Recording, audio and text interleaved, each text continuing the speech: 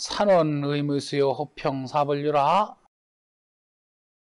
이 구절도 참 재밌는 구절이에요. 그냥 보면 경관으로 직경으로 대경이지, 그러니까 저쪽 마주한 경관을 표현하는 것으로 보면 산이 멀면 의무수요, 나무 하나도 없는 산 같아. 보이는 게 그냥 외곽 윤곽뿐이거든. 대구 참 잘 찾아냈어. 호평사불유라. 호수 물결이 잔잔하거든. 흐르질 않는 것 같아. 수면 위를 보면은 아무런 변동도 없이 꽉하게 잠겨 있어서 움직임 없는 것 같은데, 어떤 산인들 나무 없는 산이 있겠으며 어떤 호수물인들 안 흐르는 물이 있겠는가. 들어오는 물이 있고 나가는 물이 있기 마련이거든. 어디선가. 왜 못 보나, 왜 모르나, 이걸 얘기하는 게 아니고, 우리 인간의 이 경험이라고 하는 것이, 경험을 통해서 하는 것이 그렇게 현상적이고 피상적인 것밖에 모르는 한계가 있음을 자각해라 하는 말이에요. 우리 보는 것이 허위를 보는 것은 아니에요.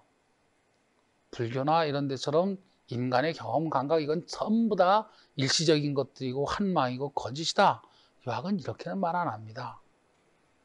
틀림없이 저기 나무 있고 저기 산 윤곽 있으면 산이 있는 건 틀림없는 거예요. 그러나 사실은 가까이 가서 봐야 그 산에 나무들이 있는 것이 하나하나를 볼 수 있듯이 멀리서는 그걸 구분할 수 있는 능력이 없는 거예요. 가까이 가서 알지 못하고 직접 들어가 보지 않고 대충 윤곽만 보고 저건 산 없는, 나무 없는 산이구만, 이런 판단 내리는 것, 이 경솔한 짓이란 말이에요. 물 흐름 표면에 잔잔하거든. 호수의 물, 고인물 같으니까. 고인물이라는 게 없는 거거든. 어디선가 들어오는 물이 있는 거고 나가는 물이 있으면 어디선가는 흐르고 있는 것이지, 그 흐르고 있는 것이 보이지 않는다고 해서 호수는 흐르지 않는다, 이렇게 단정하지 말라는 말이에요. 우리의 경험이나 감각이나 인식이 유한하고 제한적인 걸 자각할 줄 알아야 돼.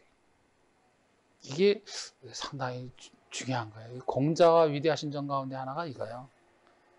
공자가 위대하신 점이 당신의 말씀을, 진리의 말씀을 개인의 의견처럼 얘기한다고 절대로 단정지어서 말하는 일이 없다. 군자는 뭐 지런이라, 군자는 단정해서 말하는 게 없다. 왜 그런가? 그가 단정해서 말할 만큼 경험이나 지식이 보통 사람에 비해서 적어서 그런가? 아니요. 훨씬 더 많으면 많을수록 오히려 아는 것이라고. 내가 말하는 것에 예외도 있을 수 있는 것이다. 선이라 뭐가 드문가? 교원영색의 선이라인이에요. 교원영색하는 사람 가운데는 사람다운 사람 드물다. 교원영색하는 놈치고 인간다운 놈 한 놈도 없지. 모르는 거예요. 우리가 사람을 다 만났나? 우리가 사람 한 사람이라도 속속들이 따라다니면서 다 하나? 모르는 거거든. 모르는 부분이 많은 거거든. 그걸 그 사람 교원영색하는 것, 그걸 많이 경험해보면 대체로 그런 사람 가운데는 어진 사람 별로 없어 보이지만, 그래도 그 제한된 경험을 갖고 우리는 단정해서 말하는데, 공자는 그렇게 말씀 안 하죠. 왜 선자를 붙이셨겠나? 생각이 거꾸로 그게 지혜의 상징이에요. 자기 부족함을 자각하고 겸허할 줄 아는 것이 진짜 참단, 그게 인격이고 지혜의 상징이라. 이 글을 가만히 읽으면서 우리가 그렇게 착각하고 있는 것, 그건 아주 천근하지만 보여주면서 우리 인식이라든가 경험이라든가 이런 것이 갖는 한계를 반성하도록, 돌아보도록, 참 그런 의미가 좋은 구절입니다.